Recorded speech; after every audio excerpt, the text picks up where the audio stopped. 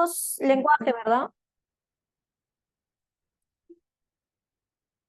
El desarrollo del lenguaje vimos la semana pasada. ¿Sí? Listo. Bien, tenemos nuestro feedback que va desde pensamiento, ¿no? Desde lo que es la primera parte de pensamiento. Vamos a revisar entonces por acá. Uy, qué frío hace.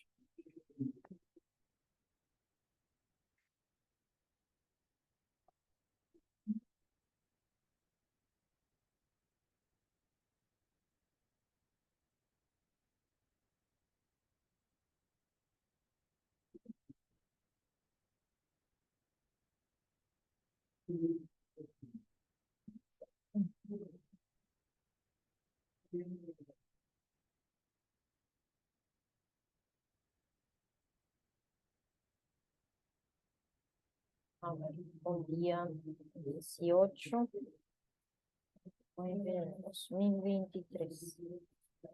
Ujú. Bien, chicos, vamos entonces a revisar nuestro... Vamos a hacer un pequeño repaso, ¿ya, chicos? Acerca de lo que es... Bueno, pensamiento y lenguaje son dos temas que, como sabes, están bien relacionados, ¿no? Entonces, básicamente es lo que vamos a revisar a modo de un esquema...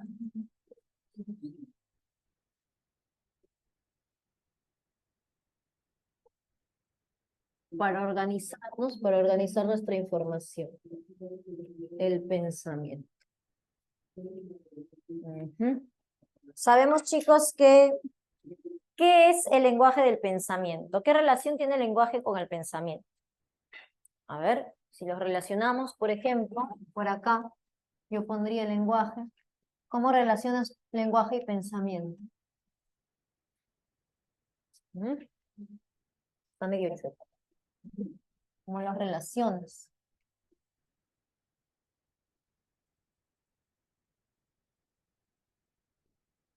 Vamos, chicos.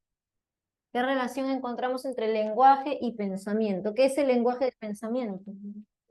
Lenguaje. Mm.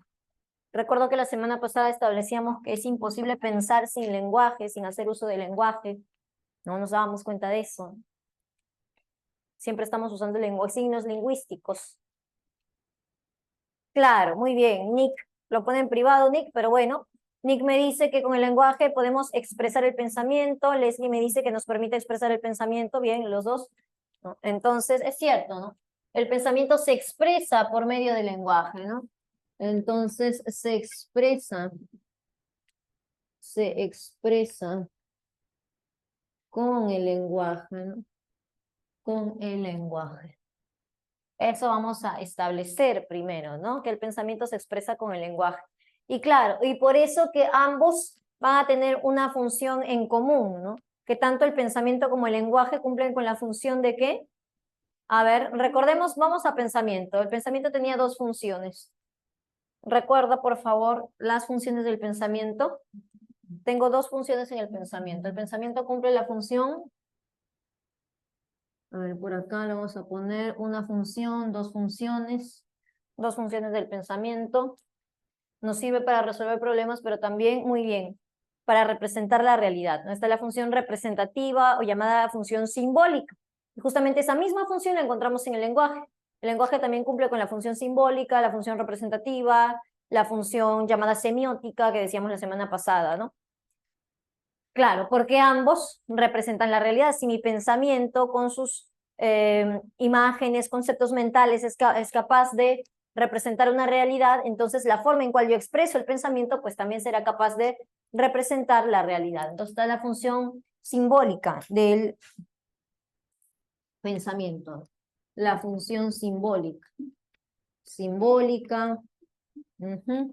Y también está la función que nos permite solucionar los problemas, ¿no? La cual le llamábamos la función elaborativa.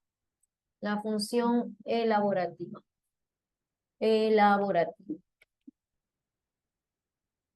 Ajá, entonces, la elaborativa relacionada con la resolución de problemas. A ver, chicos, si nos acordamos. ¿Qué formas conocemos de resolver los problemas? A ver, ¿de qué manera sabemos resolver problemas nosotros? Recuerda, habíamos visto técnicas, formas de resolver problemas, herramientas. para resolución de problemas. Por ejemplo, el algoritmo, ¿no? Usando algoritmos, muy bien. Entonces, con la función elaborativa, podemos nosotros emplear los algoritmos. Algoritmos para resolver los problemas. Muy bien. Pero también podría usar la estrategia del ensayo y error, como dice por ahí Milagros, Carlos Kennedy, o usar la heurística, ¿no? Como también lo mencionan nuestros compañeros, ¿no? Claro, entonces podría usar algoritmos, que son soluciones ya conocidas, ¿no? Soluciones conocidas. Pero podría usar el ensayo y error, que es más bien el intento, el tanteo, ¿no? De otras opciones. Algoritmos, entonces vamos a poner soluciones conocidas. Son soluciones ya conocidas, ¿no? Conocidas. Ahí lo tenemos. Mientras que si usamos la estrategia del ensayo y el error, vamos a emplear los tanteos. Ensayo y error. Y acá se emplea los tanteos de soluciones, ¿no? Vamos a tantear, tanteos. Y si usáramos más bien la estrategia de la heurística, estaba relacionada la heurística con qué? Había un término, la palabrita clave. La heurística relacionada con los atajos. Muy bien, Carlos Kennedy. Con usar atajos, profesora. Con usar ciertas estrategias que me permitan poder dar con una respuesta muy aproximada, que me permita acercarme a la respuesta. No tengo la solución ya hecha, no tengo la seguridad que me da el algoritmo, pero me permite tener un acercamiento, ¿no? A la respuesta, usando atajos. Atajos. Atajas, no, atajos. Ahí están. Muy bien. Son formas en las cuales podría resolver los problemas. Si resuelvo los problemas, si pienso principalmente haciendo uso de los algoritmos, usando pues soluciones ya establecidas anteriormente, ¿qué tipo de pensamiento desarrollaré? Bueno, llego a la solución, ok, pero ¿qué tipo de pensamiento desarrollo? ¿Desarrollo un pensamiento más bien vertical o un pensamiento horizontal? A ver, ¿cómo le llamamos ese pensamiento, no? Que podríamos también llamarle de repente convergente o divergente, ¿no? Claro, Lucero me dice, profesora, si usamos los algoritmos, soluciones ya conocidas, vamos a tener un pensamiento vertical.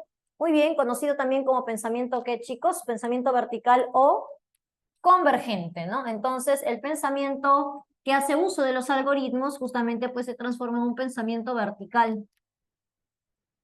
El pensamiento vertical. Pensamiento vertical o también llamado convergente, ¿no? Convergente. Este es el pensamiento que hace uso de los algoritmos, ¿no? Aunque también podríamos desarrollar un pensamiento más ligado a la creación, a la creatividad, ¿no? Sin usar pasos establecidos, sino más bien nosotros mismos de cierta forma ir probando soluciones hasta dar con la solución adecuada. Más arriesgado, ¿no? Un pensamiento más arriesgado es el pensamiento divergente u horizontal, ¿no? Entonces tenemos el pensamiento horizontal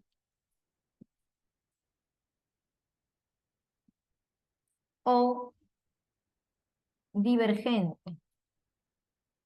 Divergente. Ah, claro. Lo bueno del pensamiento divergente es que nos da soluciones novedosas, nosotros mencionábamos, ¿no? Ay, perdona, tienes toda la razón. Yo no sé en qué ando. Vamos a poner. Te decía, ¿no? Lo bueno del pensamiento divergente o el pensamiento lateral es que nos trae pues soluciones novedosas. Lo malo es que quizá no vamos a tener la solución de buenas a primeras, ¿no? Pero sí vamos a dar con una solución novedosa, una solución creativa, ¿no? Y aquí ya pues estamos hablando del pensamiento creativo. Y cuando entramos al tema de pensamiento creativo, nosotros pues hablábamos de que vamos a pasar por un conjunto de pasos, ¿no? No pasos, profesora, pasos no era pensamiento vertical, no, pues, pero no pasos para hallar una solución, sino pasos para generar la creatividad, pasos por los cuales tenemos que atravesar para generar un pensamiento creativo, ¿no? Y salgan las ideas, ¿no? A ver si te acuerdas. A ver, lateral le colocamos o divergente. Divergente. Y pues decíamos que esto nos da pase a lo que es el pensamiento creativo, ¿no? Entonces, vamos a poner por acá el pensamiento creativo. Pensamiento creativo. Vamos, chicos, pensamiento creativo o llamada creatividad, ¿no? A ver, ¿qué pasos teníamos, chicos? Y no hay que confundir los pasos o los momentos por los cuales pasa el pensamiento creativo con, de repente, aspectos necesarios, ¿no? Profesora, la inspiración, hay que estar inspirados para crear. Es cierto, hay que estar inspirados, pero justamente habría que primero tener un lugar correcto, adecuado, todos mis materiales listos, para que cuando llegue la inspiración, claro, ¿no? Ya pueda, pues, tomar nota de esas ideas y esquematizarlas y organizarlas, ¿no? Entonces recordamos que el primer paso para el pensamiento creativo es la preparación, ¿no? Es la preparación, preparación personal, preparación del ambiente, preparación. Para que en un segundo momento, pues, surjan las ideas, aparezcan las ideas, se dé lo que le llamamos la lluvia de ideas, el brainstorm, ¿no? Y ahí justamente, ahora sí, surja la inspiración, ¿no? Entonces, una inspiración que surge una vez que ya se ha dado una preparación previa, ¿no? Es pues justamente una inspiración mucho más fructífera, ¿no? Porque la podremos organizar. ¿Cómo se llama ahora esta etapa en la cual, ¿no? Justamente se va a dar, ¿no? La inspiración, van a aparecer las ideas, todo tipo de ideas, ¿no? De manera todavía no tan organizada, ¿no? Claro, ahí está, aparece la incubación. Estamos justamente incubando las ideas, recién están apareciendo las ideas de manera desorganizada y después las empezaremos a organizar. Ahí está entonces la incubación de ideas. Incubación. ¿Qué haremos después, chicos? A ver, ¿qué haremos después? Una vez que ya concebimos en nuestra mente la multiplicidad de opciones, de ideas que podemos tener, ¿no? Después, claro, excelente, Carlos Kennedy, vamos a organizarlas, ¿no? Y viene el tercer paso, ¿no? Y en el tercer paso para organizar las ideas, ¿no? Es el paso de la ilustración. Excelente. Ilustración. Ahí te das cuenta. Ilustración. Donde ya pues tenemos una organización, una mejor organización de las ideas que habían surgido de manera desorganizada al principio, ¿no? Bien, luego, ¿qué haremos con esas ideas ya organizadas? Las pondremos en practicación, ¿no? Para verificar si es que estas van a cumplir con su propósito, ¿no? Si es que nuestras ideas están cumpliendo con su propósito, se cumplen con justamente la elaboración de una solución, ¿no? Claro, y viene la verificación, ¿no? Lo aplicamos para verificar si es que estas funcionan o no. La verificación.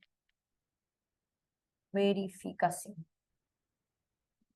Ahí está, ¿no? Y por último, chicos, estas ideas, como sabemos, las ideas, justo como estamos hablando de pensamiento creativo, pues el pensamiento creativo debe ser así, flexible. No puede quedar, ya encontré la solución, esto se quedará así. Sino que si me resultó en una aplicación práctica una vez, pues podría resultar aplicarlo a otras situaciones, pero de manera, ¿de qué manera? Adaptada, sino adaptando mis ideas a una nueva situación. Y finalmente, pues viene el último paso, ¿no? Vamos, ¿cuál sería el último paso? Una vez que verificamos que sí, en ciertas situaciones, como la que hemos probado, sirve, ahora viene justamente la adaptación, ¿no? La adaptación de las ideas a una nueva circunstancia. La adaptación. La adaptación. Bien, entonces eso es, ¿no? Recordamos el proceso creativo, ¿no? El proceso creativo, ¿no? Claro, ¿cuál es la diferencia, chicos, entre este proceso del pensamiento creativo y lo que tú le llamas o lo que todos nosotros le llamamos imaginación? ¿En qué aspecto podemos diferenciar el proceso? Y mira cómo le estoy diciendo, ¿no? Porque eso es un proceso. El proceso del pensamiento creativo con lo que llamamos imaginación. ¿Cómo lo diferenciamos? ¿Es lo mismo ser creativo que imaginar? Profesora, estoy pasando por un proceso creativo, entonces estoy imaginando. O estoy imaginando, por tanto estoy pasando por un proceso creativo. ¿Cuál implica a quién? ¿Quién implica a quién? Interesante. Profesora, siempre que estoy creando estoy imaginando. Claro, como plantea Carlos Kennedy, la imaginación se queda en el plano mental. Justamente su nombre viene de imágenes, ¿no? De las imágenes mentales. Entonces, la formación de imágenes mentales, pues acá, ¿no? En nuestra psiquis, en nuestra cabeza. ¿No? Entonces, si pasamos por un proceso creativo, será necesario imaginar ciertas cosas como probables situaciones, ¿no? Pero el hecho de que estemos imaginando no significa que estemos pasando por un proceso creativo. Porque claro, como me acaba de mencionar Carlos Kennedy, la imaginación es puramente un trabajo mental, ¿no? Es un trabajo mental, es nada más acá, se queda en la formulación de imágenes y listo. No se concretiza como el pensamiento creativo, ¿no? Que llega a verificarse, que llega incluso a adaptarse a distintas situaciones. Ahí está, te das cuenta, ¿no? Entonces, decimos que también vamos a colocar por acá la creatividad que digo, la imaginación, que es muy buena la imaginación. Vamos a ponerlo por acá. Pues por acá pondríamos la imaginación. La imaginación. Ah, Buena imaginar. Pero no necesariamente la imaginación siempre va a estar dentro de un proceso creativo, ¿no? Puede ser nada más suelta. Entonces, cuando hablamos de imaginación, hablamos simplemente de una formación de imágenes mentales. Formación de imágenes mentales. Puede ser de manera creadora o puede ser de manera reproductora, como veíamos la semana pasada, ¿no? Para reproducir una narración ya formulada por otro autor. ¿No? Formación de imágenes mentales. De imágenes mentales. Mentales. De manera, mencionamos acá, primero vamos a poner la reproductora. Reproductora, en la cual justamente estamos reproduciendo una narración, o también de manera creadora o creadora. Y si hablamos de una formación, ¿no? Una imaginación creadora, a ver si te acuerdas. ¿Cómo se formaban las imágenes nuevas? Según lo que estábamos viendo la semana pasada, ¿cómo es que nosotros formamos imágenes novedosas? Claro, a partir de ciertos conceptos o imágenes que podamos tener en la mente, ¿no? Yo te decía, por ejemplo, formar un monstruo, ¿no? Un monstruo peludo, de, no sé, de tres patas, ¿no? Así, ¿no? Claro, a eso le llamábamos el proceso de composición, ¿no? Nosotros componemos, ¿no? Lo que ya tenemos en algo nuevo, ¿no? Y eso le da pase a la imaginación creadora. Entonces ponemos por acá la composición. Recordamos, ¿no? Entonces, la composición es un proceso, ¿no? Un proceso capaz de realizar nuestro pensamiento, ¿no? Entonces, acá seguimos en el tema de pensamiento. La composición es algo que nuestro pensamiento es capaz de hacer con los conceptos e imágenes que ya manejábamos y generar imágenes novedosas, ¿no? La creación, ¿no? La imaginación. Bien, chicos, a ver si nos acordamos. Ahora, cuando hablamos de la función simbólica, hablamos de la capacidad de pues formar en nuestra cabecita conceptos, ¿no? En base a esos conceptos, ¿no? Bajo los cuales nos representamos la realidad, pues también vamos formando los juicios y luego los razonamientos, ¿no? Entonces, la función simbólica, como decíamos, hace referencia a la capacidad de representar la realidad de nuestra mente bajo la forma de conceptos, ¿no? Y claro, ya luego vamos a seguir elaborando en base a esos conceptos juicios y razonamientos, ¿no? Bien. Ahora, para elaborar esos conceptos, nosotros teníamos ciertas operaciones, ¿no? Que nuestra cognición es capaz de realizar. ¿Te acuerdas cuáles operaciones? Por ejemplo, cuando yo me doy cuenta de las diferencias y similitudes, ¿cómo se llamaba eso? Entre dos cosas, comparación, se me estoy comparando. En cambio, cuando yo, pues, a un objeto menciono sus características más singulares, ¿no? Lo voy como de cierta forma descomponiendo en sus características singulares. Eso es análisis, ¿no? Claro, es como decir, bueno, la pizarra es grande, es rectangular, es verde, es lisa, ¿no? Permite escribir, ¿no? Deslizarse la tiza. Estoy haciendo un análisis, ¿no? El análisis permite hacer una descripción, ¿no? Eh, y si luego justamente más bien junto, ¿no? Las características de algo, digo, todas las características que me mencionas son parte de esto de acá. Eso es una síntesis, ¿no? No somos capaces de analizar, de sintetizar, de comparar, ¿no? Muy bien, entonces vamos a ir poniendo algunas operaciones. Entonces nosotros formamos conceptos, ¿no? Vamos a poner, nos representamos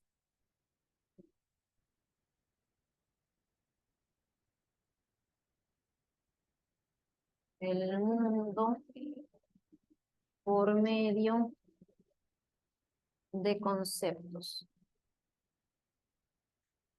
Y bien, para formar esos conceptos, lo que hacemos es, pues, analizar, ¿no? Realizamos análisis,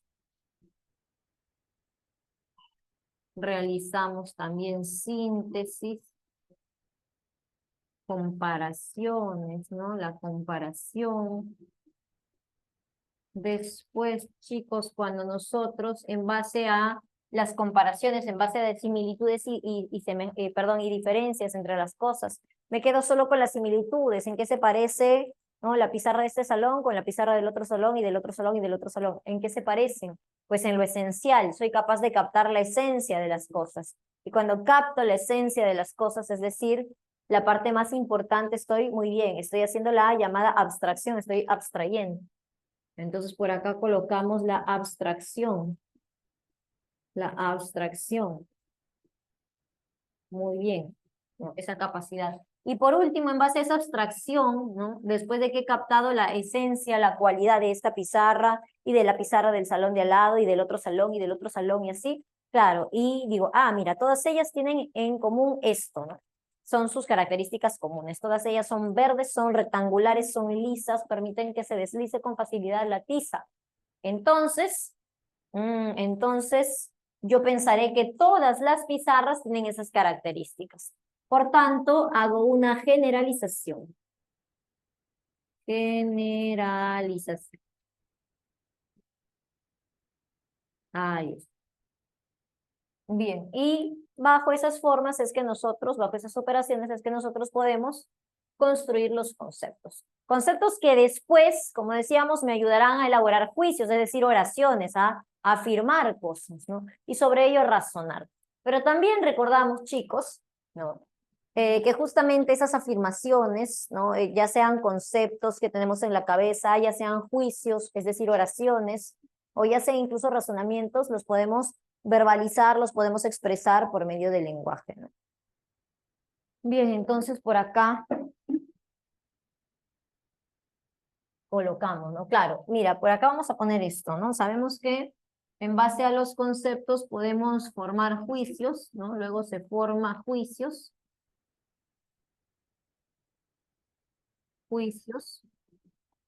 ¿no? Y también recuerda que es un juicio, ¿no? Un juicio es una oración afirmativa, ¿no? Y en función a esos juicios, ¿no? Se elabora Razonamiento.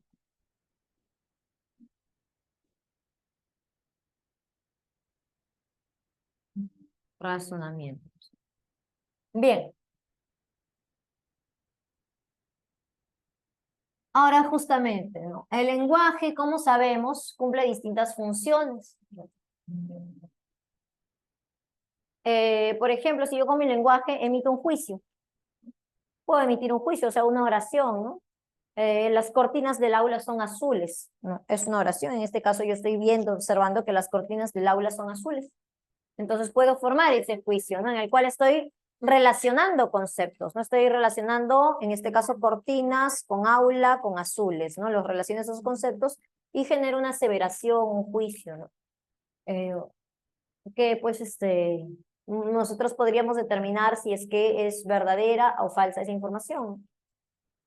Bien, entonces chicos, recordemos que en este caso, por ejemplo, no cumple una función informativa el lenguaje, una función representativa de repente, pero sabemos también que el lenguaje podría cumplir un montón de funciones, ¿no? Por ejemplo, ¿qué función cumplirá el lenguaje? De las más simples, a ver si señalamos. Está justamente la función informativa que hace un momento señalamos, ¿no? Pero también está la de comunicar, ¿no? La de establecer una conversación con otra persona, que tú hables y te escuche, que te responda, tú le escuches, así, ¿no? Entonces, muy bien, el lenguaje cumple funciones como, por ejemplo, es informativo, ¿no? Y el lenguaje, a ver, vamos a poner por acá.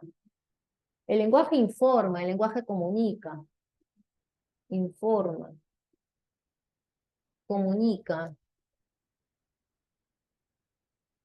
Claro, ahí está. Pero también tendría como intención convencer muchas veces, ¿no? Y cuando hablamos de la función de convencer a otra persona de que haga algo, estaríamos hablando de la función apelativa, ¿no? Informa, comunica, apela, tenemos la función apelativa. Ahí está, ¿no? ¿Qué más? Pero el lenguaje también es capaz de, claro, de expresar sentimientos, muy bien, expresa, también es capaz de adornar el discurso. A ver, expresa, vamos a poner acá. Expresa la interioridad, el mundo interno, sensaciones, pero también, como habíamos dicho, ah, también qué cosa, a ver, informa, comunica, apela, expresa, pero también adorna el mismo lenguaje, ¿no? Adorna, vamos a decir, el mensaje. Ajá, eso es importante, ¿no? Adorna el mensaje. El lenguaje muchas veces también me permite, pues, claro, según mi entonación, justamente expresar algo, ¿no? Expresar cierta emoción o cierto estado de ánimo, cierto sentimiento, ¿no? Que podría expresarlo. Bien, a ver, ¿qué más? Hay una función de la cual hablábamos que es importante, que la vemos en niños pequeños, pero que también lo podemos tener nosotros tranquilamente, ¿no? La función de control, ¿te acuerdas? La función de control está ligada con lo emocional, ligada también con lo cognitivo, estábamos diciendo, ¿no? Que se parece a la función apelativa, a la de la capacidad de apelar a que alguien haga algo que yo quiero, ¿no? Bien, entonces vamos a decir también por acá que el lenguaje también sirve para controlar, controla, vamos a poner. Controla, y pues puede controlarte tanto a ti como o sea, a ti mismo como a terceros, ¿no? Puedes usar el lenguaje para controlar emociones, actitudes, etcétera, ¿no? Cuando chicos, cuando por primera vez decíamos, si hablamos de pensamiento, cuando es que los pequeños adquieren la función simbólica.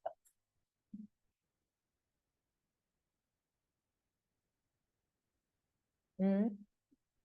Cuando es que son capaces de, pues, ir albergando conceptos, ¿no? En su cabecita.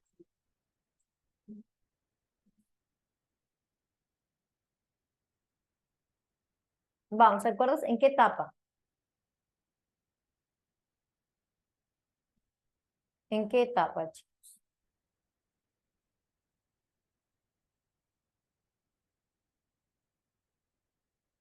Algún año me dicen por ahí, otro me dicen en el habla telegráfica. Pero estamos hablando del pensamiento, ¿ah? Yo no sé por qué te mareas. No estamos hablando del lenguaje, estamos hablando del pensamiento. Digo, ¿a qué edad aparece justamente la función simbólica? ¿A qué edad en qué momento? O sea, la capacidad de representar, cuando estamos hablando de función simbólica, hablamos de la capacidad de representarnos las cosas en la mente. Claro, a ver, las palabras empiezan al año, ¿no? Profesora, pero si las palabras empiezan al año, no necesariamente palabras que tú entiendas, pero palabras, en fin.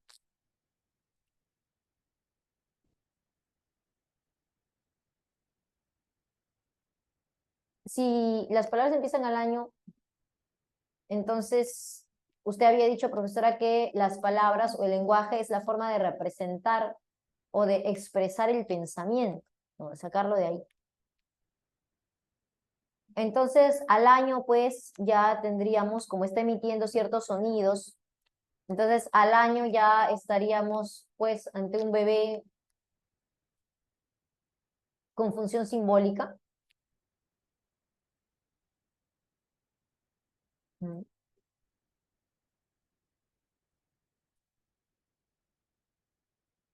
A ver, ¿qué dicen por acá? Antes del habla, dice Emerson. ¿No te acuerdas cuando adquirimos la función simbólica? Esta se adquiere aproximadamente a los 3 años, cuando entramos a la niñez temprana. Según justamente Piaget, ¿no? Piaget nos dice eso, ¿no? Que nosotros, cuando entramos a la niñez temprana, allí aparece justamente la función simbólica, la capacidad de representarnos cosas mentalmente. Profesora, pero si ya desde hace mucho tiempo había aparecido el lenguaje, y el lenguaje usted dijo que es signo del pensamiento, es expresión del pensamiento. Sí, porque el pensamiento se expresa por medio del lenguaje.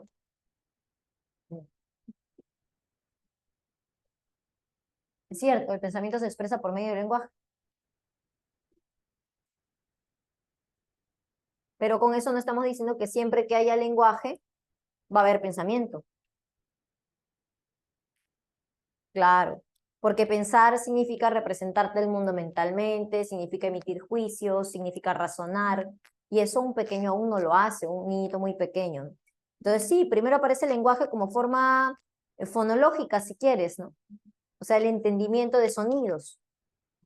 Ahí está apareciendo justamente, se están discriminando los sonidos, ¿no? Porque recuerda que los pequeños en un principio no hablan muy bien. O sea, quieren hablar, pero no hablan muy bien porque aún no han discriminado bien, no han diferenciado bien los sonidos de las palabras, ¿no? Entonces, bueno, esa es la cuestión, ¿no? Vamos a poner, entonces, la función simbólica se adquiere recién a los 3 años, ¿no? Aproximadamente a los 3 años en la niñez. A los 3 años aproximadamente, ¿no? Sin embargo, como decíamos, el lenguaje va a aparecer mucho antes, ¿no? La parte lingüística de nuestro desarrollo, pues más o menos empieza al año de edad, pero antes también hay un desarrollo lingüístico, como decíamos, ¿no? A ver, recuerda, vamos a poner acá nuestras dos etapas. La etapa prelingüística, la etapa prelingüística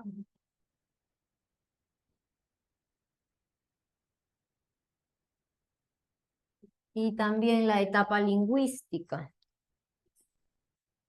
La etapa lingüística. Profesora, ¿por qué a veces, a ver, cómo explicamos esto? ¿Por qué somos capaces de repetir, si quieres, signos lingüísticos sin que estemos pensando en él, sin que haya un pensamiento de fundamento? Porque recuerda que hemos dicho pensamiento, la función simbólica del pensamiento recién aparecerá a los 3 años. Y si tengo un niño de 2 años sin función simbólica, es decir, que no se representa la realidad en su mente, pero emite ciertas palabras con cierto grado de entendimiento, ¿qué podríamos decir? Porque estamos diciendo, no hay pensamiento hasta ese momento, no hay pensamiento, pero sí hay lenguaje. Claro, ¿qué diríamos? Que en ese momento el lenguaje, evidentemente, no puede ser, pues, no puede ser expresión del pensamiento, porque hemos dicho que no hay pensamiento. Entonces, ¿expresión de qué es el lenguaje en ese momento? En un pequeño de 2 años que todavía no tiene pensamientos claros, pero que sí tiene lenguaje. ¿Ah? ¿Cómo así? Es que habla. A ver, ¿qué dirías? Ah, excelente, Shirley, excelente. Porque imita, profesora, por eso que el pequeño habla. Porque imita, porque está imitando la forma de mover la boca de sus padres, porque está imitando los sonidos, ¿no? Y ese es un trabajo en el cual justamente mencionábamos, pues se ha venido, ¿no? Se ha venido trabajando, ¿no? Durante toda la infancia del pequeño, los primeros años, ¿no? En los cuales pues el mundo adulto se comunicaba con él por medio de gestos, ¿no? Y también por medio de palabras, evidentemente, ¿no? Y es lo que el pequeño después va a asimilar y lo va pues a asociar, ¿no? A su forma de ser, a su lenguaje, ¿no? A su pensamiento. Bien, entonces, claro, en la etapa prelingüística justamente encontramos, ¿no?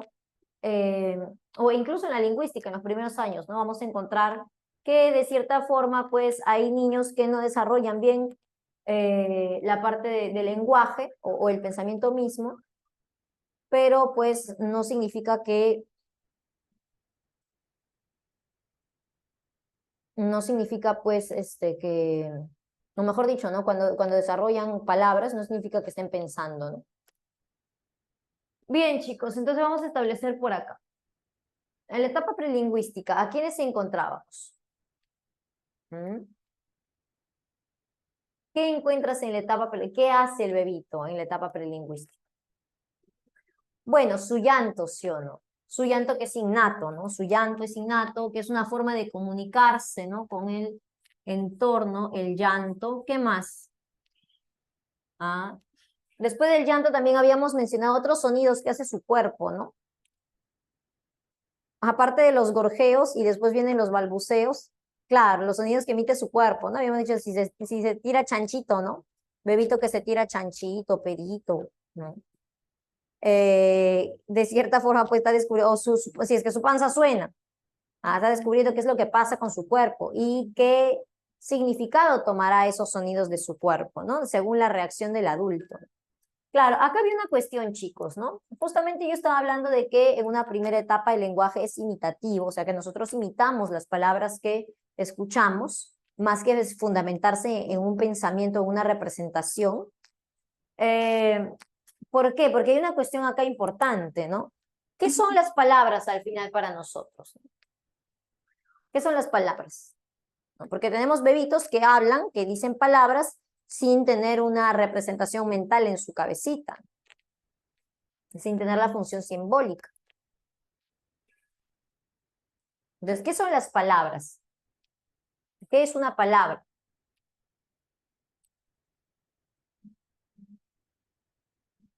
A ver, alguien se anima. ¿Qué es una palabra? Es importante que saber eso. Es un sonido articulado, ya. Sonido será si es que lo emito, ¿no? ¿Con significado? Si no lo digo, claro, con significado, y si no lo digo puede ser más bien una grafía, ¿no? Bueno, al final, ¿qué serían las palabras o el lenguaje en general? Son signos lingüísticos, ¿sí o no? Son signos lingüísticos. Y sabemos que los signos que han sido formados por el ser humano, ¿de qué manera son? Si han sido formados por el ser humano, podrían ser denominados naturales. Esos signos naturalmente representan la realidad. Porque decimos que el lenguaje cumple con la función representativa, sí, ya. Pero ¿lo cumple porque sus signos se representan en la realidad? No, pues porque los signos, las palabras que estamos usando nada tienen que ver pues con lo que son los objetos en la realidad. Entonces nos damos cuenta justamente que los signos lingüísticos son arbitrarios. Son arbitrarios de cierta forma impuestos, por así decirlo, impuestos por la sociedad. Claro, en su uso, y yo me acuerdo que estábamos, claro, son convenciones, hablábamos de Wittgenstein, por ejemplo, ¿no? cómo es que nosotros usamos el lenguaje, y en ese uso del lenguaje, pues vamos viendo qué significan, cuál es su significado. Entonces vamos a hablar, chicos, justamente, ponemos por acá, claro, el lenguaje son palabras, ¿no? Por ejemplo, acá, ¿no? Si ubicamos por acá en la etapa lingüística la aparición de la primera palabra, ¿no? La primera palabra. Claro, y esta es la primera palabra, como decíamos, con significado para el bebé, pero que no necesariamente va a tener el mismo significado para nosotros los mayores, los adultos. Justamente allí vemos, ¿no? En esta primera palabra, que es la primera palabra con significado para el bebé, pero no necesariamente el mismo significado que toma para los adultos, vemos cómo es que las palabras, el lenguaje son solamente signos, ¿qué cosa? Son signos lingüísticos, ¿no? La palabra en este caso es un signo lingüístico.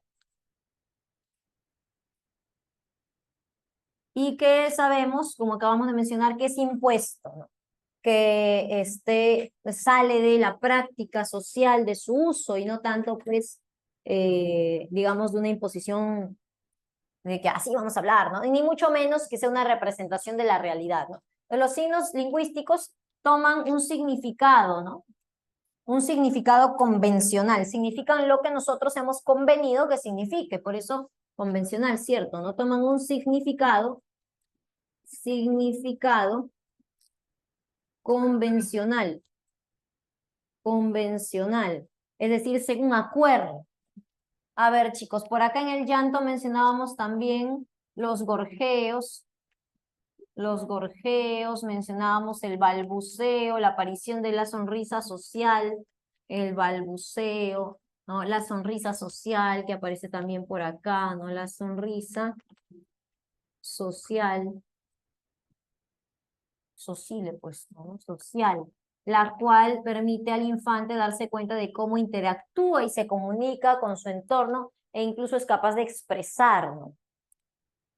Bien, chicos, a ver, vamos a hablar de la etapa lingüística. En la etapa lingüística, esa primera palabra normalmente se convierte en una palabra que va a usar para muchas cosas. Si usa una sola palabra para muchas cosas, ¿cómo se llamaba esa etapa? A ver, ¿cómo le llamamos a esta etapa en la cual usa una palabra para referirse a muchas cosas? Le llamábamos la ¿etapa qué, chicos? Etapa, vamos. Muy bien, holográfica, ¿no?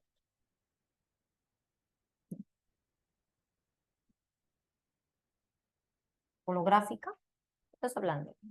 Holofrásica. Ah, holofrásica. Gráfica usamos en el segundo, en la segunda etapa, la etapa telegráfica. Ah, sí, ya ves. Ya, la etapa holofrásica. Porque recuerda que se usa una sola frase, pues, holofrásica. Una sola frase para decir todo, holofrásica, ¿no? ¿Qué tipo de lenguaje se desarrollaba acá? ¿Cómo se llamaba ese lenguaje que se desarrolla justamente cuando con una sola frase o con una sola palabra digo, me refiero a muchas cosas? Eso se llama el habla poli. ¿Poli qué? El habla poli. Polisintética, muy bien, el habla polisintética. El habla polisintética entonces hace referencia a estar en la etapa holofrásica, en la cual con una sola palabra menciono muchas cosas. Cuando ahora con esa palabra lo sigo usando para referirme a muchas cosas y me acompaño de señales, señalo por acá, hago señas, hago gestos con mi rostro, ¿cómo se llama eso? El habla sinpráctica, ¿no? Muy bien. Entonces acá, ya cuando aparece el habla sinpráctica, acompaño con gestos, ¿no? El habla sinpráctica es porque acompaño con gestos, ¿no? Ponemos acá palabra más gestos o señales. Gestos o señales, ¿no? Señales. Hago señas, hago gestos y uso la palabra. Entonces es un habla sinpráctica, ¿no? Muy bien, chicos. ¿Cómo se llama la segunda etapa por la cual se pasa? La segunda etapa es la llamada tele. A ver, ahora sí, telegráfica, ¿no? Donde decíamos que los pequeños los pequeños niños van a empezar a hablar como Tarzán, ¿te acuerdas, no? ¿Por qué decimos que hablan como Tarzán?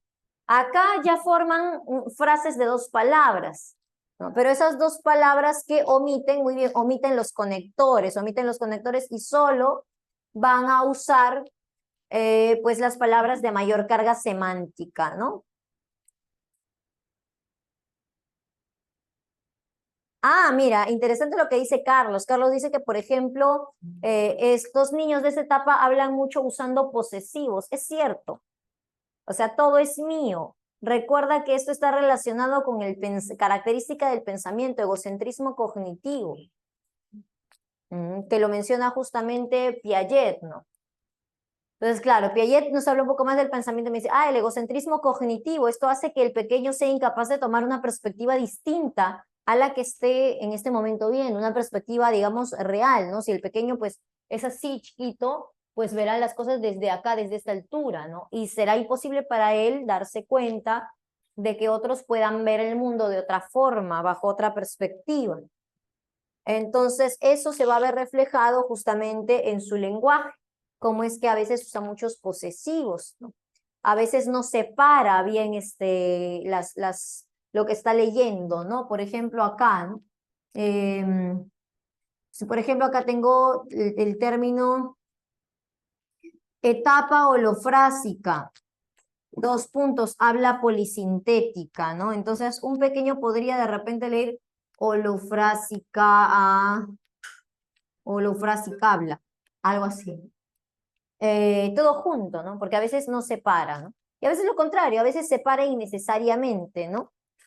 Tenemos un caso, hay un caso muy curioso en internet, ¿no lo habrás visto? ¿Te acuerdas la niña Micumán? Ah, una pequeñita que está armando un rompecabezas acerca de los estados de México. ¿No? Y pues sus padres tienen una ficha donde está pues el estado de Tucumán y le preguntan cómo se llama eso. Y ella dice Micumán en vez de Tucumán, porque está en este momento pensando que es Sucumán. Ahí está, ¿no? La niñita Micumán. Piensa que es mío de mío, ¿no? O el tú de tuyo, ¿no?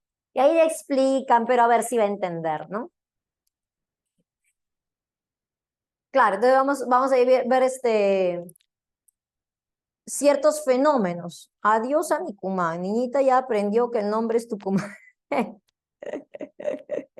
Bueno, es que otra vez vamos con la cuestión, ¿no? El lenguaje que es convencional, ¿no? Es convencional, claro, por ejemplo, allá en México, pues convinieron que se llame así, que se llame Tucumán.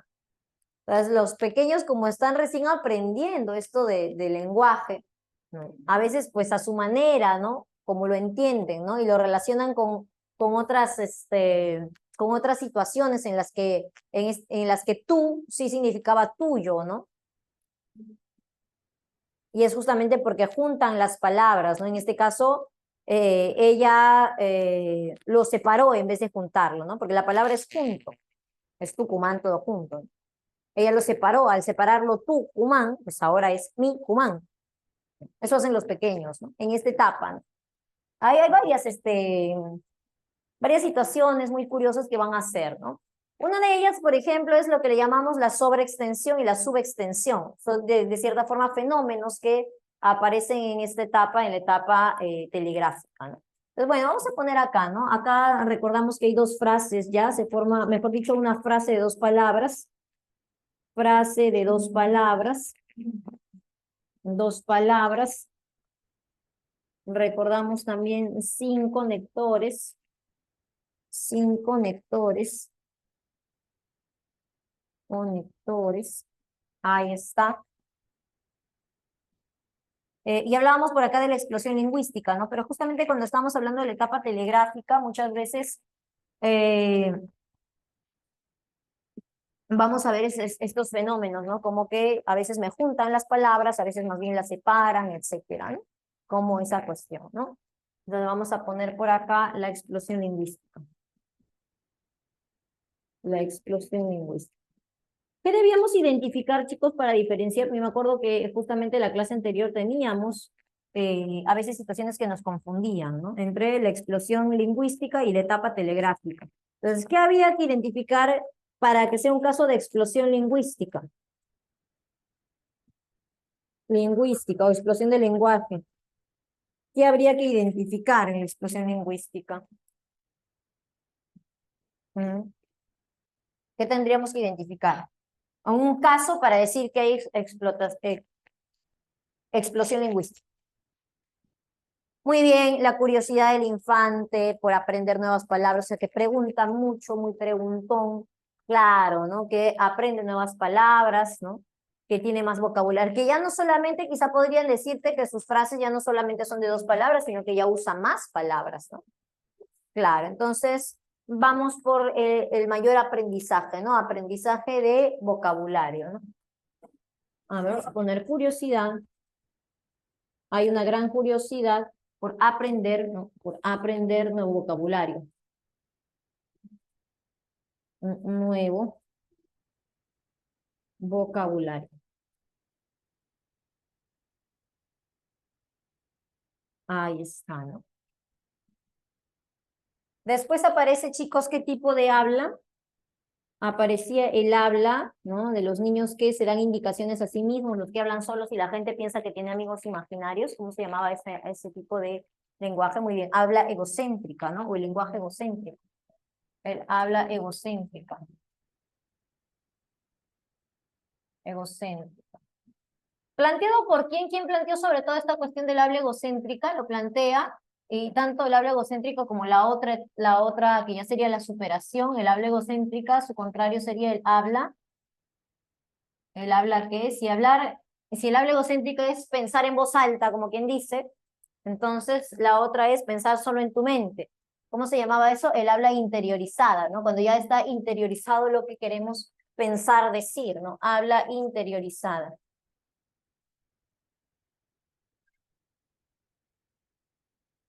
Ambas, 2 etapas consecutivas de cómo vamos manejando nuestro pensamiento con las palabras, establecido ¿por qué psicólogo? Un psicólogo del desarrollo Vygotsky, ¿no? Entonces Vygotsky nos habla de esto, ¿no?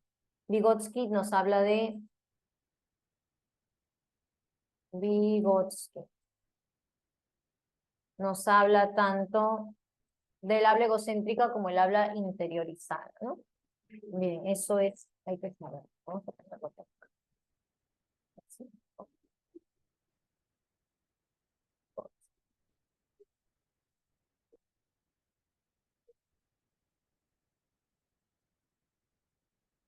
Ahí está.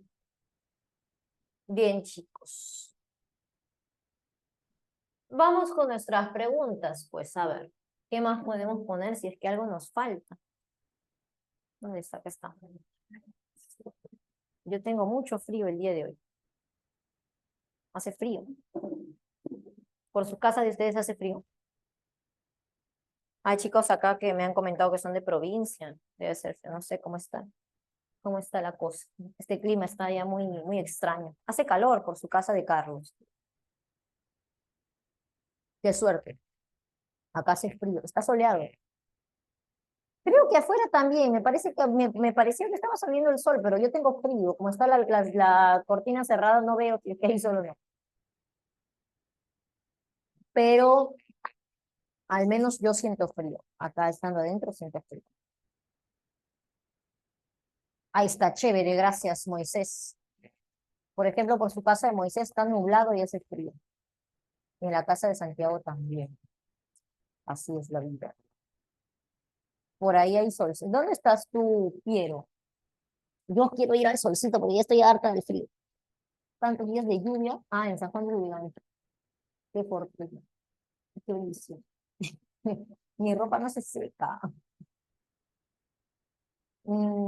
Más el calor. No me gusta el frío porque soy muy frío. Sí, también a veces me cansa, sinceramente, ¿no? Porque trabajar a veces con calor cansa y da sueño. Sobre todo si trabajas en la calle, pues caminando, me imagino cansada. Pero Sí, ¿no? Eso también pasaba ayer. Ayer salió solcito, pero sí entraba aire, yo estaba con frío, estaba abrigada. En la calle se veía sol, pero afuera, adentro de mi casa hacía frío. Así está nuestro clima, ¿no? Y se supone que ya va a llegar la primavera. Cuando hace frío al menos te puedes abrigar. Ay, pero a veces te abrigas y no se te pasa. Tiene sus cosas, ¿no?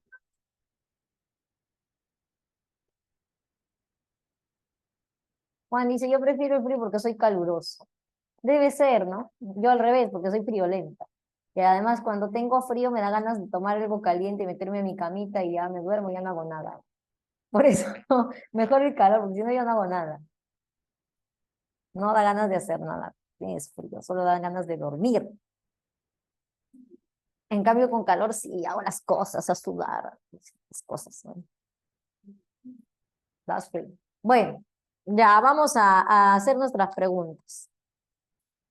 Vamos con la 1, a ver, chicos. Hemos estado hablando de esto. En la 1 dice, gracias a la teoría de la arbitrariedad del signo lingüístico, y eso justamente lo postula Vygotsky, ¿no? Es que Roxana en sus clases de inglés logra comprender que estamos hablando de que el signo lingüístico es arbitrario, como habíamos mencionado por acá, tiene un significado convencional que se lo hemos dado a las personas. Claro, ella logra comprender que la convencionalidad del signo lingüístico explica los distintos idiomas existentes. Y acá vamos otra vez con Wittgenstein. Ah, verdad, te quería contar algo. Ahorita que vamos a hablar de Wittgenstein. Claro, justamente Wittgenstein, el primero, ¿no? El primer Wittgenstein era un poco más esencialista, realista, ¿no? Al decir que justamente el lenguaje debe representar el mundo tal como es, ¿no? Entonces, al darse cuenta o al darnos cuenta de que las palabras no son capaces de representar al mundo tal como es, porque las palabras son palabras y el mundo es el mundo. Entonces nosotros de cierta forma lo representamos no al mundo, sino representamos, como diría un segundo Wittgenstein o como diría un Nietzsche, quizá también, ¿no? La relación que existe entre nosotros los sujetos y ese mundo, ¿no? O sea, la representación, cómo es que nosotros lo vemos, no como es realmente, ¿no? Claro, de acuerdo a su situación, no solo de acuerdo a la situación, ¿no? Sino también, en este caso, si hablamos ya de la multiplicidad de idiomas, que hay muchos idiomas, eso es muestra justamente de que el signo lingüístico es convencional, ¿no? Porque si hubiera un esencialismo, como lo dice el primer Wittgenstein, entonces solo habría un idioma, pues. Y eso creo que incluso cuando hemos visto el tema de Wittgenstein hemos leído, ¿no? Me acuerdo de un texto, ya los tengo yo, hay ciertos textos que son bien conocidos, que los tengo en mi cabeza, ¿no? Cuando preguntaban, ¿no? ¿Cuántos tipos de palabras hay, ¿no? ¿Acaso aserción, pregunta, ¿no? Hay muchos tipos de palabras, ¿no? Y al haber muchos tipos de palabras, pues se revela que el lenguaje no tiene la intención de solamente representar la realidad de manera objetiva, ¿no?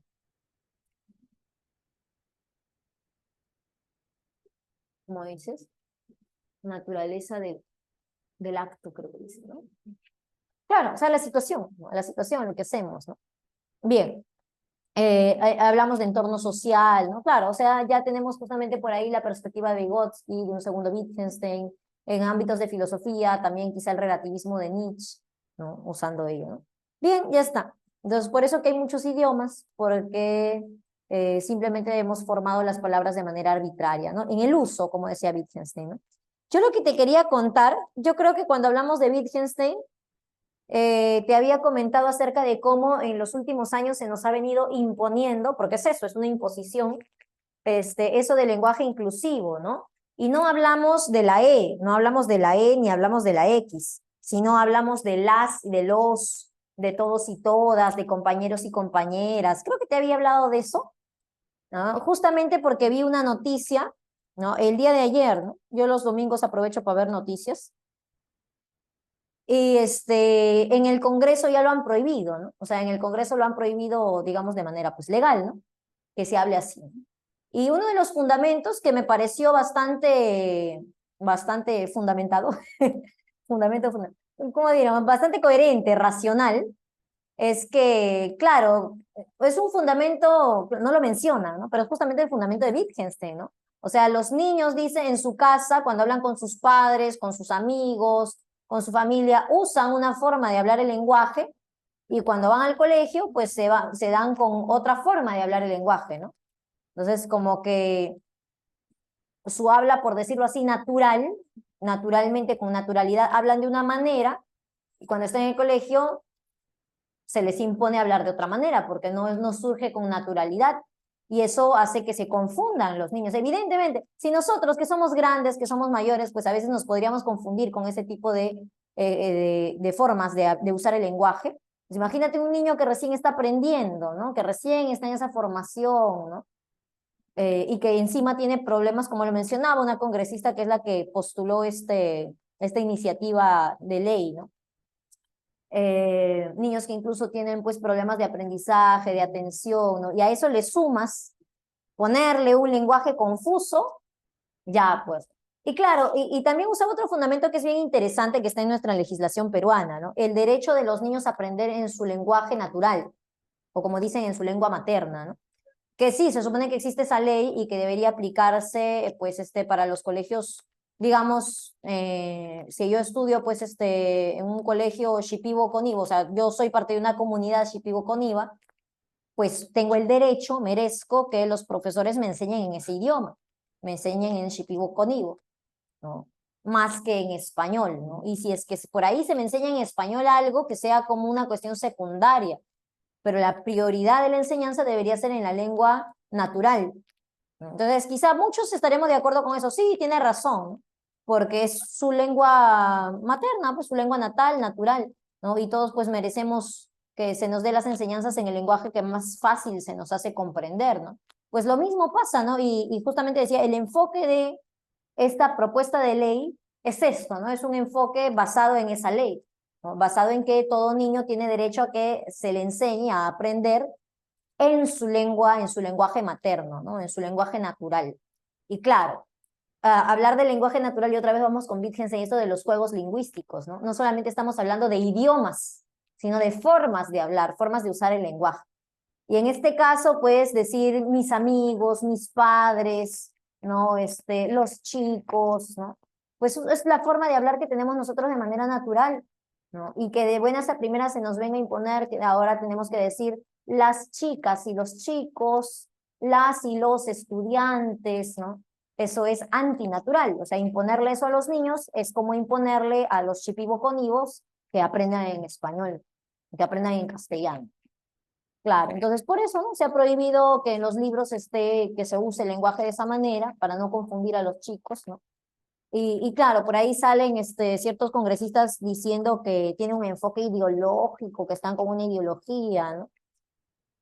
Claro, más bien quienes tienen el enfoque ideológico son quienes impusieron esa forma de hablar, ¿no? Que nosotros conocemos, ¿no? Lo que es la llamada ideología de género o el enfoque de género, ¿no? Como le quieras llamar. Pero claro, ellos más bien sí tienen un enfoque ideológico, ¿no? De que sus fundamentos, claro, ¿por qué decimos enfoque ideológico? Porque sus fundamentos son ideológicos, pues. Cuando me dicen hay que incluir las y los estudiantes, todas y todos, las ciudadanas y los ciudadanos, su enfoque es ideológico porque su fundamento es, lo decimos así porque estamos incluyendo a las mujeres, ¿no? Porque al decirlo así, incluimos a las mujeres y si no lo decimos así, no incluimos a las mujeres. Claro, ellos sí tienen esa forma de pensar. En cambio, el fundamento que hemos visto se ampara más en una cuestión, en cuestiones, en fundamentos lingüísticos, como lo que estamos viendo, ¿no? Que el lenguaje es arbitrario, que pues un niño debe aprender en su lengua materna, en su lengua natural, ¿no? Etcétera, ¿no? Ah, bien interesante, qué bueno, es una buena noticia. Dentro de todo lo que pasa en nuestro país, es una buena noticia. Bueno, ya está. Vamos a ver la 2. ¿Tú tienes hermanitos pequeños? ¿Tú tienes hermanitos pequeños, primos, hermanitos? ¿Ves sus libros? A veces revisa sus libros. Yo me acuerdo cuando yo estaba en el colegio, yo estaba en colegio estatal, y al final, los últimos años empezaron a llegarnos libros, porque normalmente no nos daban libros, nos mandaban a comprar un colegio estatal parroquial. Tenía como una organización un poco más autónoma, ¿no? Pero los últimos años empezaron a darnos libros del Estado, ¿no? Y yo revisaba, ¿no? Y ya en esa época que yo estudiaba, yo ya veía ciertas cuestiones, ¿no? Ciertas cuestiones ideológicas metidas en el libro, ¿no? Y ya, bueno, al final eso no se usa, ¿no? Al final el problema de la educación es que es mala, ¿no? Pero siempre tómate ese trabajo a veces, ¿no? Revisa también los libros, ¿no? A ver qué le están enseñando a tu hermanito, a tu hermanita. Claro, que sea hecho por el Estado no garantiza que sea bueno. Creo que es al contrario. Más bien debes asustar. Uy, lo hice el Estado. ¿Qué habrá acá? Bueno, algo así. A ver, hay que hacer labor de fiscalización. Bueno, ya chicos, vamos con la 2. Desde que Gabriel sigue un blog de cocina, su sazón ha mejorado exponencialmente, bajo el enfoque del constructivismo exógeno.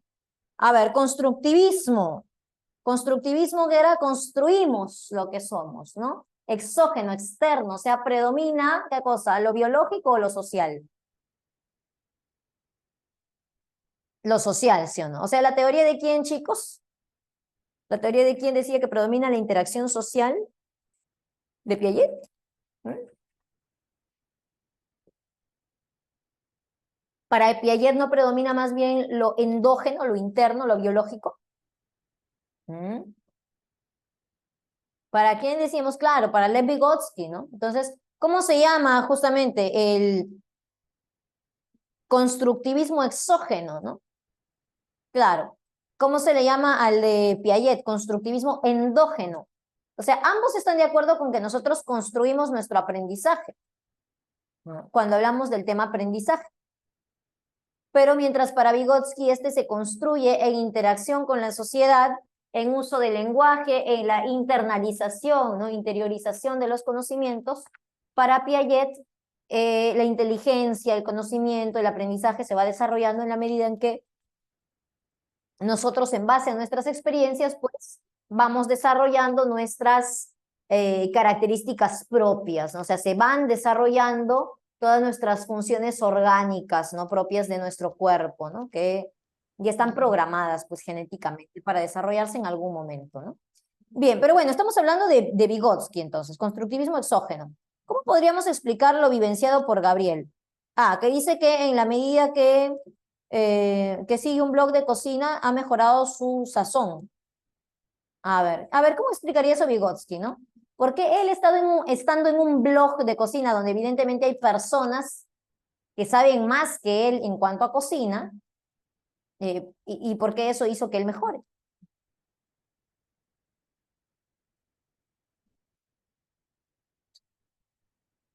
Claro, ¿no? Solo tengo una respuesta de Angeli. Angeli nomás da una respuesta. Estamos de acuerdo, es la B de barco, ¿no? A ver, Angeli me dice, su entorno ha ayudado a que se acerque a su potencial. Claro, pues su potencial es que sepa cocinar, pues, todo, ¿no? Y de la mejor manera, que tenga una buena sazón, ¿no? Y si antes tenía su zona de desarrollo real, que era tener una mala sazón, pues ahora se ha acercado más, ¿no? Gracias a los otros más conocedores, que son justamente las otras personas que participan en ese blog, que le han ayudado. O sea, diríamos que básicamente él en este momento, ¿dónde se encuentra? ¿En qué zona de desarrollo se encuentra Gabriel? De las 3 zonas que conocemos.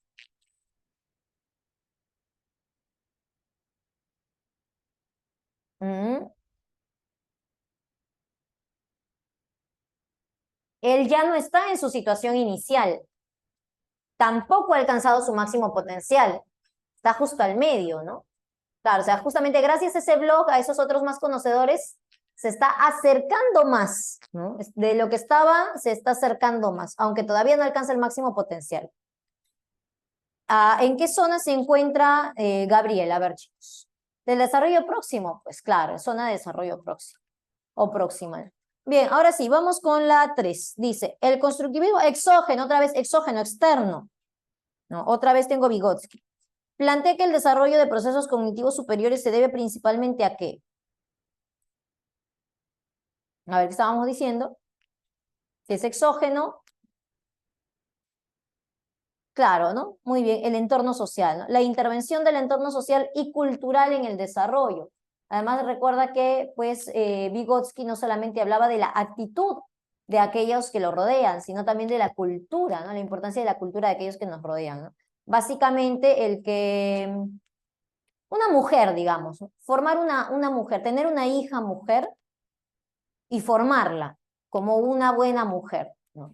claro, para empezar hay que tener un concepto de lo que es una buena mujer, ¿no? Y ese concepto depende muchas veces de la cultura, ¿no?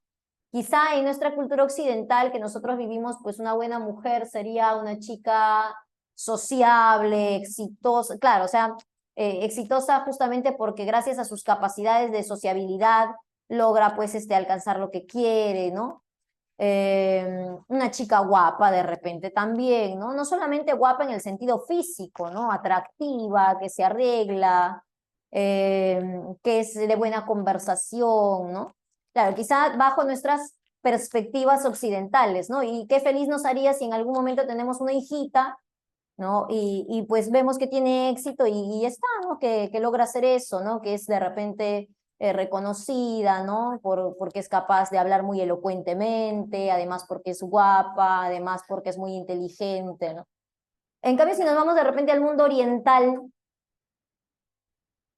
quizá tengamos otra perspectiva, ¿no? Y otra forma, por tanto, de educar a esa persona, ¿no? Claro, más bien quizá nos sentiríamos orgullosos si logramos que de grande, de señorita, sea una persona prudente, ¿no? Que, o sea, que tenga prudencia en sus comentarios, que no necesariamente siempre tenga que estar hablando. A veces quizás sí, pero a veces no, que sea una persona prudente, reservada, conservadora, buena madre, ¿no? Claro, entonces hay otras perspectivas, ¿no? Entonces, esas diferentes perspectivas culturales más pudorosa, recatada, claro, ¿no? Esas perspectivas culturales, esas diferencias culturales harán que también la forma de crianza pues sea diferente, ¿no? Y por tanto el desarrollo potencial también sea diferente, porque una cosa es alcanzar tu máximo desarrollo potencial en Oriente y otra cosa es alcanzar tu máximo desarrollo potencial en Occidente. Cambian las perspectivas, ¿no? Entonces cambia la meta también, ¿no? Digámoslo así. Bien, entonces, claro, es importante no solo tener la actitud del entorno social, o sea, mis padres son personas que quieren lo mejor de mí, ya, pero también cambia qué es justamente lo mejor de ti. Lo mejor de ti depende de la cultura, claro. A ver, vamos con la 4. En una sociedad donde se espera que los niños al crecer aprendan más y tengan éxito en la vida, a diferencia de las niñas que son limitadas a cumplir solo ciertas funciones, es lógico esperar bajo el enfoque de Vygotsky que las niñas. A ver, vamos a analizar, ¿no? Dice, cuando me habla de los niños, como lo está diferenciando de las niñas, pues acá se refiere a los varones, ¿no? Se espera que los varones tengan éxito, aprendan más y que tengan éxito en la vida, a diferencia de las niñas, o sea que las niñas no se espera que tengan éxito, ni que aprendan. Se espera nada más que estén limitadas a cumplir ciertas funciones. Podríamos inferir esas funciones, ¿no? Quizá funciones en el hogar. Bueno, entonces, bajo ese punto de vista, ¿no? Bajo esa lógica y el enfoque, analizándolo con el enfoque de Vygotsky, entonces, ¿qué podríamos esperar de que pase con las niñas? Claro, si vivimos en una sociedad en la que se espera que el niño genere aprendizajes y se desarrolle y tenga éxito, en cambio las niñas no, pues van a demorar su desarrollo cognitivo, ¿no? Y claro, acá la cuestión limitante no es el sexo, la cuestión limitante es la cultura, justamente lo que se piensa de los distintos sexos, ¿no? Porque no es que la niña no tenga la capacidad de alcanzarlo, ¿no? Como quizá se plantearía de manera endógena si es que fuera Piaget, ¿no? Claro, Piaget diría, ¿por qué una persona demoraría su desarrollo cognitivo? Bueno, la respuesta para Piaget, que es un constructivista endógeno, pues diría, porque algo pasa dentro, ¿no? Hay un problema genético, hay un problema hormonal, algo debe pasar dentro, interiormente, para que no se haya desarrollado con normalidad en su momento, ¿no? En cambio viene Vygotsky y plantea esta situación, ¿no? Y dice, no, no siempre es así, ¿no? En este caso, una niña demoraría su desarrollo no tanto por una cuestión biológica, genética, sino por una cuestión cultural, ¿no? Claro, basada en estereotipos, como dice Carlos, ¿no? A ver, vamos con la 5. Vygotsky considera que el aprendizaje puede preceder al desarrollo, lo cual implica que preceder ser antes, ¿no? O sea que se puede aprender algunas cosas incluso antes de haber desarrollado biológicamente, porque cuando hablamos de desarrollo hablamos de una cuestión maduracional, antes de haber madurado ciertas estructuras. A ver, ¿qué marcarías? Eso implica que se puede llegar a desarrollar habilidades que van más allá de la madurez natural, claro, ¿no? Hablábamos, por ejemplo, hay casos, ¿no? Que a la gente le gusta llamarle niños genios o niños superdotados, ¿no? Pero claro, justamente en esos casos vemos la importancia de lo que dice Vygotsky, ¿no? La interacción social, la incentiva, el hecho de que el otro más conocedor incentive, ¿no? Que haya una mayor estimulación, claro. O sea, ¿podría, profesor, encontrar un niño de 5 años que sabe jugar ajedrez y que lo hace muy bien? Sí, podríamos encontrarlo. A pesar de que supuestamente cognitivamente aún no está maduro. Claro, supuestamente, ¿no? Profesora, ni yo puedo jugar ajedrez, ¿no? Yo juego pero mal, y encima me paro equivocando, pierdo y me quedo ahí pensando media hora para hacer un movimiento en el que al final me matan. Y ese niñito, facilito. Lo que pasa es que ha sido estimulado. Claro, entonces en este caso, no es que, profesora, su cerebro se desarrolló más rápido, su cerebro es mejor que el mío, nada que ver. ¿Cómo tu cerebro de un niño de 5 años ya va a alcanzar el nivel de un adolescente como tú? No, él sigue con ciertas características del pensamiento de un niño propio de su edad, pero debido a la incentivación que hay en el entorno acerca de esa actividad que es el ajedrez, sí puede desarrollar la capacidad. Claro, entonces la A es correcta, ¿no? Se puede desarrollar una capacidad, aunque no se haya, ¿no? Madurado intelectualmente, ¿no? Aunque no haya una madurez del proceso del desarrollo de la inteligencia, ¿no? A ver, vamos con la 6. Julián se encuentra estancado en su proceso creativo y no está avanzando en el proyecto que se le ha encargado. Rodrigo, su amigo y psicólogo, le sugiere que para que las ideas fluyan debería... Bueno, a ver, estamos hablando del proceso creativo, estamos por acá. Sabemos que las ideas fluyen, bueno, principalmente para que fluyan necesitamos una preparación y estar en un proceso de incubación donde viene la inspiración. A ver, ¿qué debería hacer Julián? ¿No? Rodrigo le aconseja, su amigo y psicólogo le sugiere, le aconseja que para que las ideas fluyan, a ver, tengo la E me dice, generar un ambiente de aislamiento sensorial para que fluyan. ¿Qué es aislamiento sensorial, chicos? O sea, donde no tenga sensaciones. ¿Debo privarme de las sensaciones para crear? No, Claro, de repente eso de generar un ambiente debería decir, pues, no sé, aislarme del ruido de repente, ¿no? Pero aislarme de las sensaciones, ¿no? Porque muchas veces las sensaciones inspiran. A ver, la C entonces, dice. Realizar actividades que no tengan nada que ver con el proyecto que está desarrollando. A ver, ¿qué es lo que está pasando? Sí, pero ¿por qué es esa? Lo que pasa es que Julián dice se encuentra estancado en su proceso creativo y no está avanzando en el proyecto que se le ha encargado. O sea, no me dice que él no es capaz de empezar. Cuando me dice que está estancado, sugiere que él ya empezó el proyecto, ¿no? O sea, él ya empezó ese proceso creativo, ya había pues hecho una preparación previa, ya estaba justamente en la incubación o quizá incluso en la ilustración, quién sabe, ¿no? Ya estaba en ese proceso, ¿no? De que aparezcan las ideas, pero siente que está estancado, que no es capaz de generar más ideas creativas o de organizarlas bien, que todo está de repente desorganizado. Entonces, bueno, está estancado, siente que no avanzan. Claro, muchas veces a qué se debe ese tipo de estancos, en la imaginación y la creatividad. ¿Te acuerdas? Esto lo llamábamos bloqueos, ¿no? Hablábamos de bloqueos emocionales, hablábamos de bloqueos cognitivos, hablábamos de bloqueos perceptuales, ¿te acuerdas, Sion? Los bloqueos, ¿no? Entonces, claro, muchas veces nos bloqueamos debido a distintas situaciones, simplemente somos incapaces de dar una mejor perspectiva o de repente emocionalmente no estamos muy bien, ¿no?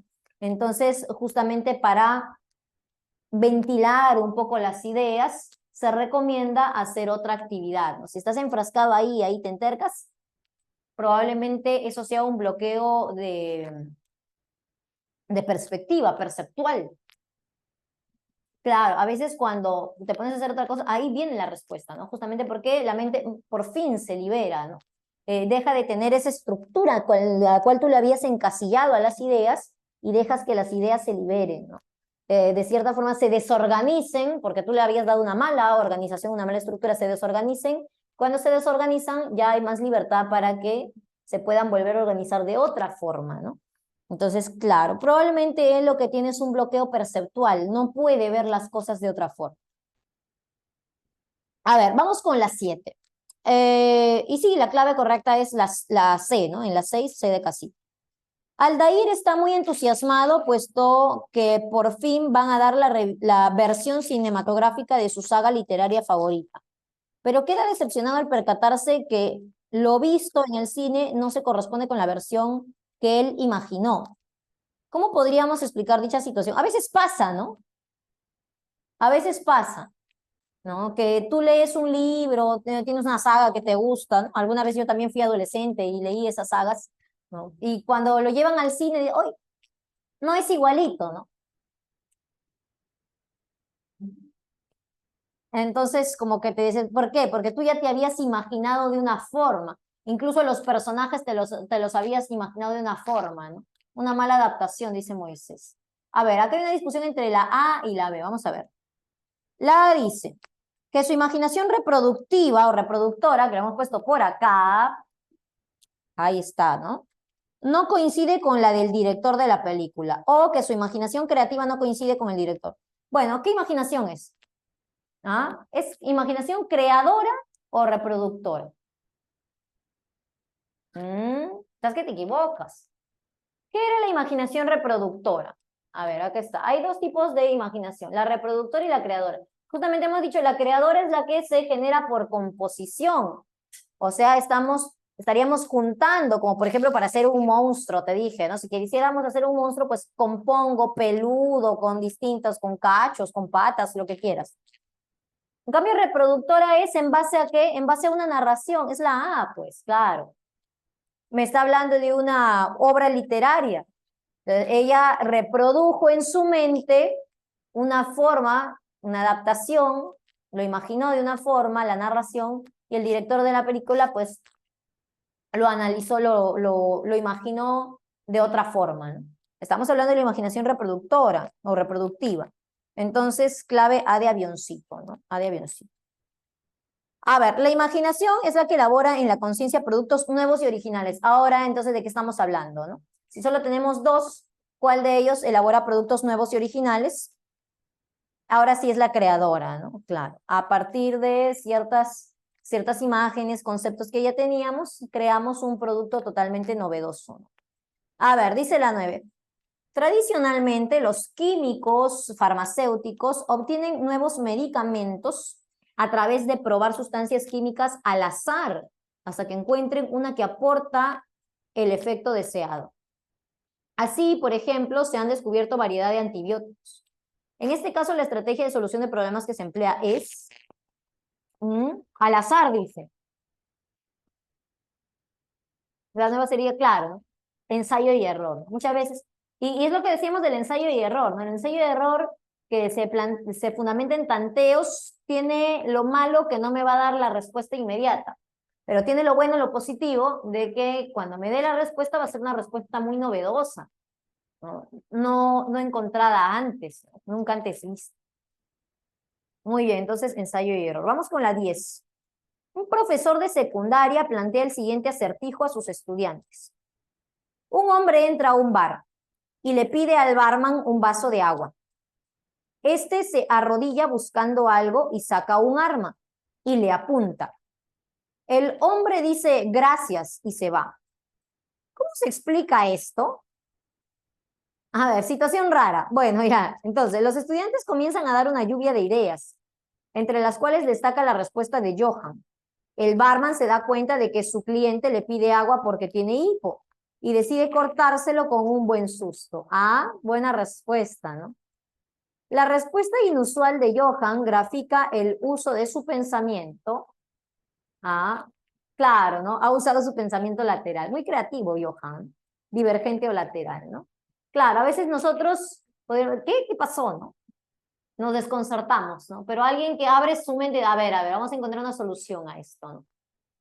Y claro, basándose también en que esto es algo que tiene que ser racional, aunque podría no serlo, pero bueno, basándose en que debe ser racional. Ah, ya, claro, porque tiene input. Qué buena explicación. Ya está. Vamos con la 11. Roberto ensambla su computadora por primera vez ayudándose de un manual de instrucciones que venía con la computadora. A la siguiente semana su amigo Néstor adquiere también una computadora, pero no sabe cómo armarlo. Para ello pide ayuda a Roberto. Y en esta ocasión le ensambla sin hacer uso del manual. O sea, ya aprendió, aprende rápido, Roberto. Las estrategias de resolución de problemas empleadas respectivamente en cada caso. A ver, primero que usó. Primero usó el manual, siguió pasos. Eso es algoritmo, ¿sí o no? Ah, y después también siguió los pasos, pero ya sin leer el manual. ¿Cómo se llama eso? O sea, sigo pasos que ya me sabía. Los recuerdo, ¿sí o no? ¿Y recordar qué es? Lo que se plantea acá en la C de casa, ¿no? Recuperación de la información. ¿Recordar? Bueno, recordé la solución, profesor. Ya está, C de casita. Abramos con la 12. Respecto a las estrategias del pensar, señale lo incorrecto. A ver, a estas estrategias, algoritmo, ensayo y error, heurística, también puedes tener en cuenta justamente la recuperación de la información. La D me dice 12. ¿Cuál es la 12? 12D, 12B. Tengo 12B, 12D, B de barco, D de dado. ¿Qué más? A ver. ¿Qué dicen ustedes? Me dice que señale lo incorrecto.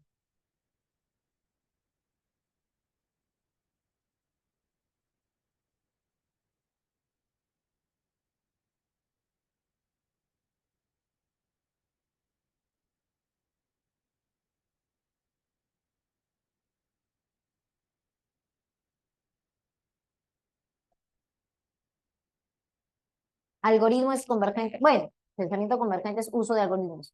A ver, vamos a ver. Dice lo incorrecto. En la estrategia algorítmica se siguen reglas prefijadas. ¿Qué dices con respecto a la A? ¿Correcto o no? En el algoritmo, ¿se sigue reglas prefijadas? Sí, claro que sí. A ver, la estrategia que más se relaciona con el pensamiento divergente es la algorítmica.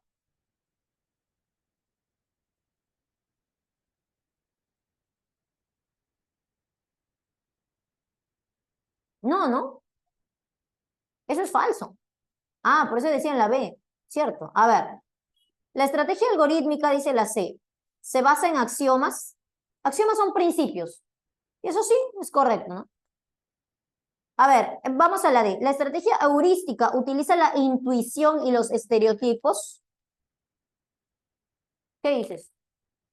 Sí va por ahí, ¿no? Claro, porque cuando hablamos de atajos, no hablamos de respuestas, ¿no? Claro, estereotipo cierto, ¿no? Porque intuición también, claro, intuyo que esto le puede gustar, ¿no? Cuando hablamos, por ejemplo, de dar regalos, lo común, claro. Por ejemplo, presentábamos esa vez el ejemplo de mi sobrinita de 5 años, ¿no? ¿Qué le regalo a mi sobrinita de 4 años? Ah, le regalo pues algo de Frozen. A toda niña de esa edad pues le gusta algo de Frozen. Estereotipos, ¿sí o no? Un estereotipo acerca de la edad, de las niñas y de la edad. Es cierto, eso es cierto. Ya, entonces la estrategia que predomina en las matemáticas es la algorítmica y eso también es correcto, ¿no? Entonces nos quedamos con la clave B. Tienes toda la razón, la B es la correcta. Clave B de barco es la correcta. Claro, porque lo más relacionado al pensamiento divergente no es el algoritmo, más bien es el ensayo y error. Y claro, el algoritmo está más relacionado, como decíamos, a, al convergente, ¿no? La incorrecta. Claro, la incorrecta es la B de barco, pues, B de barco. El resto son correctas, ¿sí? El resto son correctas, ¿sí o no? Son correctas. Solo la B de barco incorrecta. Listo, chicos, de acuerdo. De acuerdo con la 12. 12 B de barco. ¿Ya está? Hola. Ya. Vamos con la 13 entonces. 13D dicen, a ver, señala el enunciado en el que un estudiante básicamente usa la abstracción. ¿Qué era abstraer, chicos? Abstracción. Captarlo, lo fundamental, lo esencial. A ver, tú me has dicho la D, Carlos Kennedy, vamos a revisar. Cuando se le pide reflexionar sobre lo fundamental de una figura geométrica para ser considerado un cuadrado. Ay, o sea, le dicen, a ver, piensa, ¿qué tiene que tener una figura geométrica para que sea considerado un cuadrado? ¿Están de acuerdo? La D también dice Angeli, aunque Milagros dice la C. A ver, vamos a ver qué dice la C. En un ejercicio de comprensión en el cual se le solicita elaborar un resumen. No, hacer un resumen, ¿qué era? ¿Hacer un resumen qué es? Es una de las estrategias que nos sirve, claro, para sintetizar la información. Síntesis, unificar. Ujú. Entonces, correcto, ¿no? La D de dado. D de dadito, cuando se le pide reflexionar sobre lo fundamental, lo esencial para que una figura geométrica sea considerada un cuadrado. Hijo, ¿qué es lo esencial para llamar un cuadrado a un cuadrado? Y pues tú dirás, pues sus 4 lados de repente, ¿no? O quizá te acuerdas, ah, no, pero 4 lados también tiene un rectángulo. Entonces dirás, sus 4 ángulos rectos. Y dirás, ah, eso también lo tiene un rectángulo. Entonces, ya sé, sus 4 lados de la misma medida. Ah, ¿te das cuenta? Ahí está, ¿no? O sus diagonales que son iguales. Buena, Emerson, ¿no? La igual medida de sus diagonales. Bien, a eso es abstraer justamente, ¿no? Bien, chicos, a ver, vamos con la 14. En el caso Fujimori, el juez, después de analizar dicho caso, ha determinado que el acusado es culpable por delitos de corrupción y violación de derechos humanos. ¿Qué operación del pensamiento se evidencia en el juez al dar el veredicto? A ver, después de analizar, dice dicho caso, ha determinado que el acusado es culpable, o sea, determino, después de hacer mi análisis, digo, este acusado es culpable de los delitos de corrupción y violación de los derechos humanos. A ver, ¿qué operación se usó? Bien, bien a los que han respondido, aunque solo son 3. Síntesis. Claro, el juez lo que está haciendo es una síntesis, ¿no? En conclusión, está diciéndole, esta es su pena, ¿no? Este es el veredicto, ¿no? Claro. A ver, vamos con la última pregunta, chicos. Dice la 15. Pepito, de 3 años, ya habla unas cuantas palabras, tales como papá, mamá, teta, lota, etc. Sin embargo, comprende más palabras de las que produce, por lo cual le es fácil seguir indicaciones. Esto se explica porque, o sea, él dice algunas palabras, pero comprende muchas más de las que es capaz de decir. ¿Cómo se explica eso? Está fácil, ¿no? Es la A, ¿no? Claro, el lenguaje comprensivo es mayor que el lenguaje expresivo. En este caso comprende más de lo que él mismo puede expresar, ¿no? Claro, acá puede haber fundamentos biológicos, fonológicos, ¿no? Sabemos que para que el pequeño hable, use ciertas palabras o ciertos fonemas, ¿no? Pues tiene que estar bien dominado, ¿no? La parte de la lengua, del movimiento de la boca, de las cuerdas bucales, etcétera, ¿no? Una cuestión más orgánica, más biológica, ¿no? Bien, pero conceptualmente sí los puede comprender, o sea, ya tiene de cierta forma esa función simbólica que le permite comprender el significado que le dan las personas a las cosas, ¿no? Bien, chicos, entonces con eso justamente estaríamos terminando. Ya nos vamos a ver más tarde para hacer nuestra sesión de filosofía, ¿no? Ya creo que también nos tocará un feedback, ¿no? Hemos terminado lo que es lenguaje, lo que es este pensamiento, algunas cuestiones de inteligencia. ¿Ah? Nos hemos llevado una buena noticia, al menos en este día de hoy. Ya no hay que hablar con las y los. ¿Ah? No solo ya no hay que hablar, sino que está prohibido. Ahora sí, si escuchas a alguien hablando así, le dices, no hables así, oye, que aparte que se suena feo, está prohibido.